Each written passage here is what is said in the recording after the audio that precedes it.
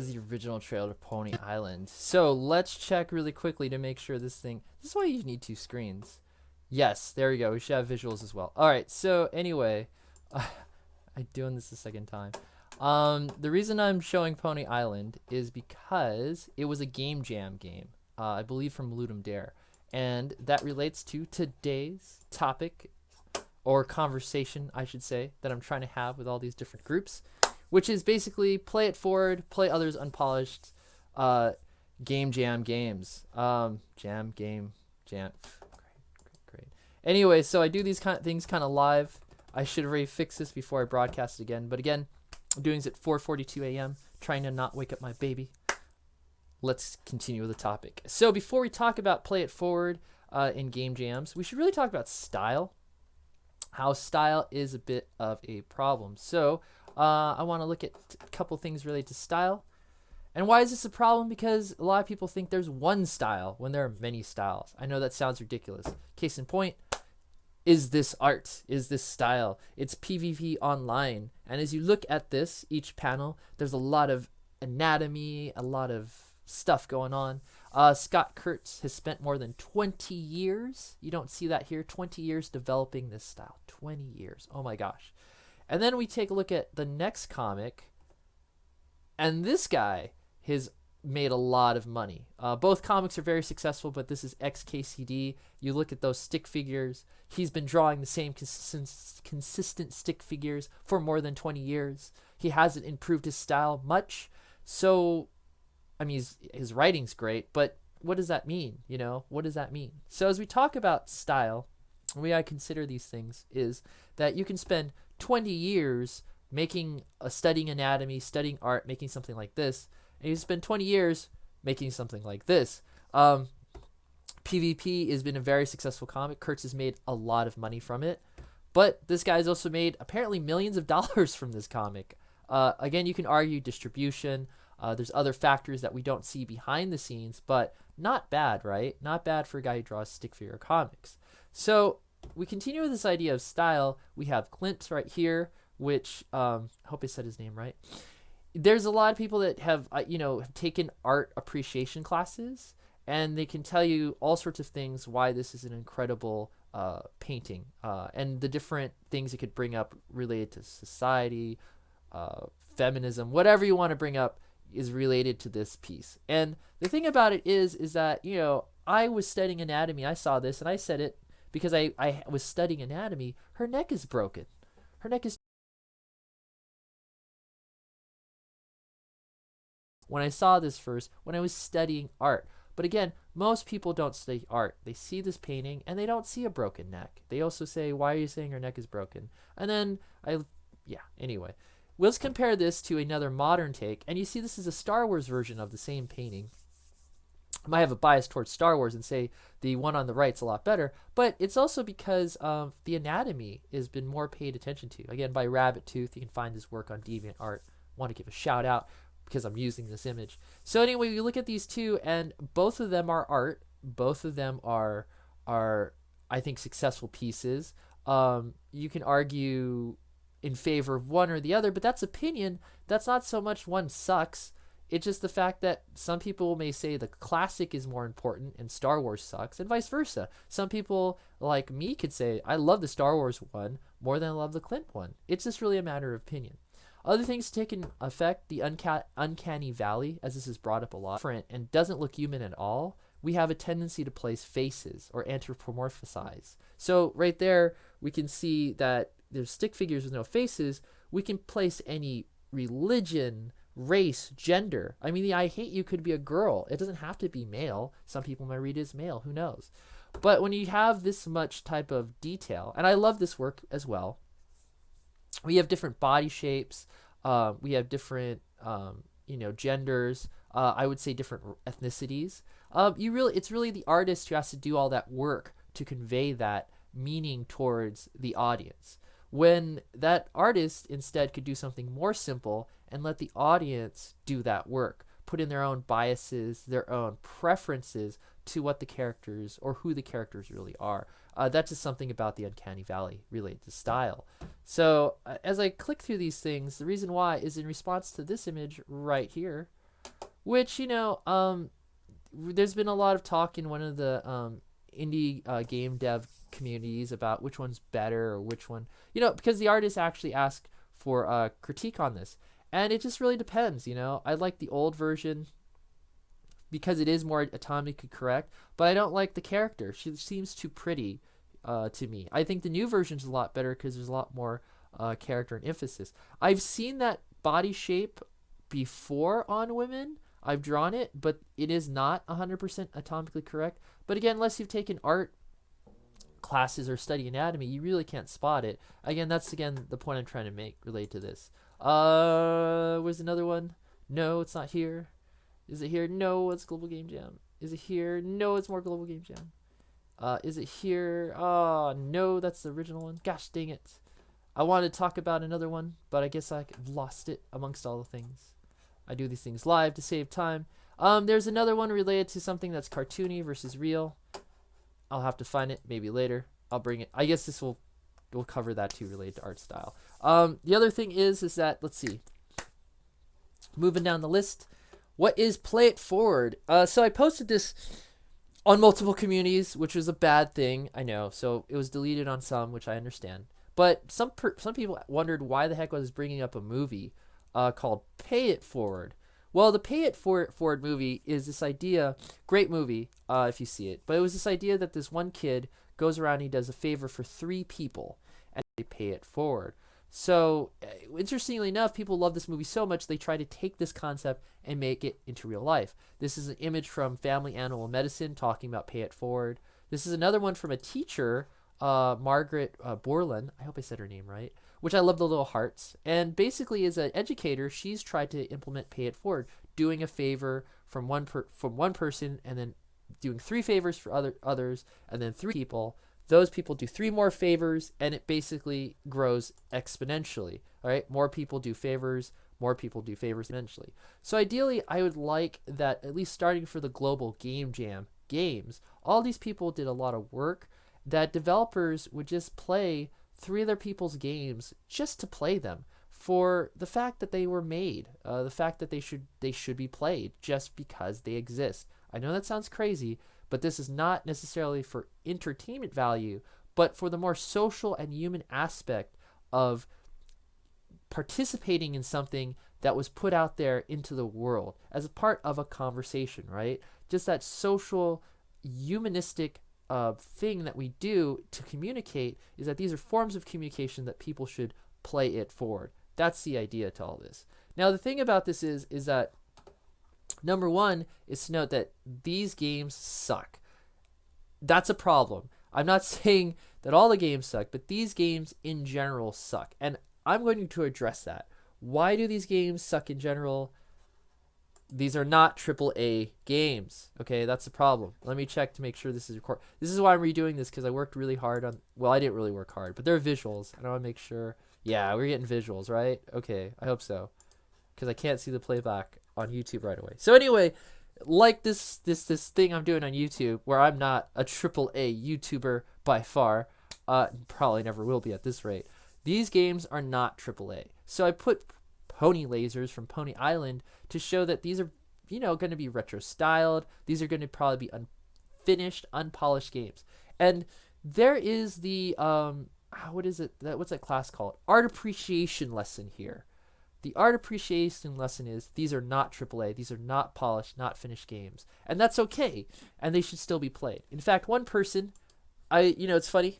I would call her my personal Jesus Christ. Maybe the indie games Jesus Christ. For the small time developers starting out with their first unloved projects is Jupiter Hadley. She plays a game 1 minute. I should really get rid of this because this is what I want to do. Basically, she plays a game 1 minute a game, and she picks her game jams and she plays these games for 1 minute at a time, and that's her content, and it's not loved. It may have 53 or 63 views. That's probably from developers. Maybe she's got fans, but it's not Call of Duty. It'll never be Call of Duty. Her channel is not Call of Duty. That's why it's a lovely channel, and I get what she's doing. But anyway, she figured out, because there's so many indie games from these game jams, she'll play these games at least 1 minute at a time, which is cool because you'll see at least the core mechanic. But unfortunately, like when she played one of my unloved games, she won't see all the features or animations and other stuff because, well, that's stuff you'd have to play for more than 1 minute. Still, since there's so many games and people have so little time, 1 minute a game after doing 10,000 games, that's like 10,000 minutes. Oh my God! Thank you, Jupiter Hadley. A shout out to you. For what I want to do with play it forward is this idea. I'm gonna put it right here. Is that you do the same thing, 1 minute a game, unless you like it, and you just play 3 games. That's 3 minutes. That's 3 minutes of engaging with strangers. Not just strangers, our community, and this idea of just playing 3 other people's games and they'll play 3 other people's games, play it forward, is cool because, yeah, it's like we're talking to each other. We're sharing this experience that we made and that at least we want one other person to play. That's how I feel about it. That's outside the dev team, and you get this excitement that someone is playing your game. Again, talking about unfinished or unpolished work. This is my team. Talk about them in a little bit. Hold on. I just want to go back. I'm doing this again. I'll give a shout out to... So anyway, 3 games that I do want to talk about is first game here. This came from the indie game dev communities, all Facebook this week. I do apologize. I'm recovering from the Global Game Jam myself. Finally sleeping right. I'm a human being again. God, 48 hours making games. What a crazy thought. Anyway, the Butterfly Effect is one. Ohio University, the Grid Lab. This is going to be fun. I am not usually into, what are these called? Visual novels. But again, there's certain visual novels I do like. Maybe this will be one of them. I'm going to still give it a try. There's like 4 people on the team, 5 people on the team.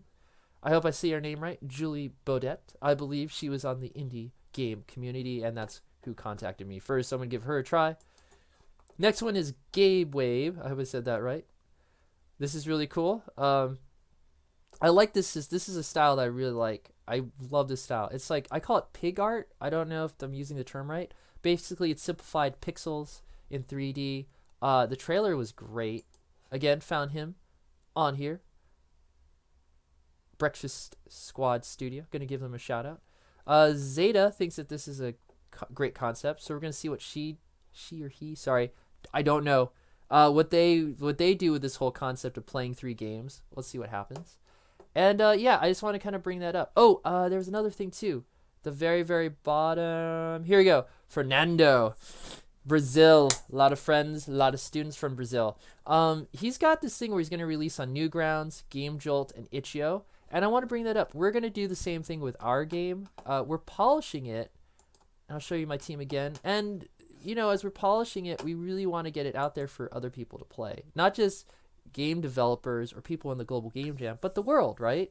And so the idea is you want to work on it more. And once you work on it more, you can release it on other platforms. And that's what we're going to be doing right now. We had such a great experience. There's not all of us speak English. We don't all speak the same language. But we had people that are trilingual on the team. We had Spanish, English, Japanese. It was really very global in that sense, that we came from all different countries. We came together and we jammed. And it was such an incredible experience. It was like... It was sad that that it ended, and that we did our post-mortem, and was this one of it like, is this it? And so now at this point, as we've done a lot of the legwork, we're doing the post work right now to release it on other platforms. I've got to do some art after this, and it's really cool. And the thing about that is that, what's it called? Pony Island. But we also have this right here, VA11 Hall A. This was from the Cyberpunk game jam from Itch.io. So I'll just click on that right now. If you go to Itch.io, you can see all these game jams. They did a Cyberpunk game jam. I believe that's where this came from. And this team made a game for that Cyberpunk game jam, and they sold it on different platforms. They sold it on iOS, I believe Android. I'd have to look more at this article. Yeah, I think it's on Android. Anyway, they released it on multiple platforms. And this is the other thing that's really cool. We're going to check out these sales, okay?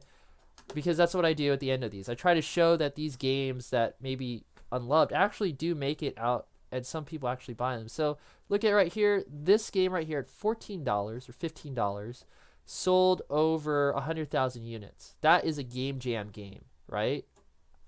Hint, hint. Another Game Jam game, which we talked about, Pony Island, at $5, beats VA-11. Well, it's not a contest. And we look at Pony Island sales, it's $5. It's over 200,000 users. It's almost close to 300,000 users. Again, that some of them could be free Steam keys, but overall, that's a lot of people that have owned this game and or are probably playing this game. It's really cool. You can check this out on Steam Spy. I might be reading these Steam Spies wrong, but as far as I know, that's the user base and that's the price index. That's really good. So another thing to note is I believe Pony Island came from the Ludum Dare. And the Ludum Dare is a game jam. And this is a really cool game jam. It looks like there are the people running it have had some financial issues, but it looks like they're back in full swing. They're going to go to GDC, the Game Developer Conference, and they're going to do a game jam at the Game Developer Conference. That's a great place to make a game. That would be a great place to make a game. I wish I still lived in San Francisco. I would totally go to that. So anyway, that's the thing about game jams out there related to game jam games that then became finished polished products. Another thing too I want to give a shout out is to my man McFunnyPants, who is supporting this crazy movement I'm trying as best as he can. And he created this thing called a 1 game a month. This is really more like an individual thing unless you live with someone who or live near people that actually want to do this a month. I recommend working with people, even if it's online, because this makes it easier. If it doesn't pull your teeth trying to make them. I have not been able to make a polished game within a month. It's unlike the global game jam, which you have 48 hours to work closely with people and just focus on games. It's really hard for me in my life to do a game a month. However, doing these games a month and doing these terrible games a month has made me a better developer, and now I'm doing longer projects of 3 months. So I recommend the 1 game a month jam just to try it, to see. Theres something you can learn from failing, right? Fail faster, they say. So anyway, kind of wrapping this up, I'm kind of trying to start this movement called Play It Forward. It's this idea that you play 3 games from other people. I'm focusing on the Global Game Jam for right now. So hashtag Global Game Jam and then hashtag Play It Forward. And then send a thing to @burning1m. You can take a picture with your phone. You can take a screenshot of the game you tried. You can send a link. You could do, I don't know, a small Let's Play if you really want to do a minute Let's Play. But I really want people to play 3 other people's games from the Global Game Jam and spread it to 3 other games. Will we branch out past the Global Game Jam with Play It Forward? Maybe later. But right now, because the Global Game Jam was so big and there's so many finished games just this year, I really hope that game developers within the Play It Forward community, it's not even a community, within the Global Game Jam community actually start spreading this message and this movement to get other developers to try out their games and vice versa. That's my goal. My nose is running. All right. Okay, but my screen is tiny, so you can't see how gross my face may be. Again, I do these things live to save time. Play It Forward and style notes. So there are different styles. Take unfinished or unpolished games for what they are. Okay, so there are different styles, and these games are as is. Okay. At the same time, teams should work on their games after, making more polished products, and then they should prepare for launch on other platforms. And a note, when you launch on these other platforms, these are not for other developers. These are not for Global Game Jam people. These are actually for the general public. So get yourself prepared for salty criticisms. I think the way I would like to think about the criticisms now is this. Some people, or better yet, this and this, okay? Some people are going to say it's stick figures and they're going to hate your game because it's stick figures. Fine. If they're used to something more finished or is different, that's their opinion, and they have a right to have their opinion. However, I will thank anybody who plays my game, whether they're good or bad opinions, because they played my game. That in itself is something to be thankful for. And also, one kind of note, for the Play It Forward, play 3 other people's games. Play people's games, guys, if you could. Find something that's positive about it. I'm not saying force positivity, but find at least one thing you like just to be positive, just to spread the love. But again, if you don't like people's games, then maybe that's the thing you say to another dev. Because it's your opinion and you played their game, and maybe you have a right to the opinion, and you can share that. I think that we should build as developers thicker skin There are some developers that can't take any sort of criticism, and I think that that's kind of bad. So I don't know if this seems off topic, but if you like something, say it. If you don't like something, well, maybe you want to say that as well. I'm just throwing it out there because, again, the real important thing is that people just play these games. Again, play it forward, play three people's games. I've said it way too much. I should be going, but I do want to find one other person who had this thing. So I'm going to slow it down because I do these things live, but I do want to find this person. I don't know. I gotta find their thing. I'm not gonna find it in time. Yeah, there was another one related to 3D rendering and like a more anime look. I can't find it. So sad. Oh well. I guess another time.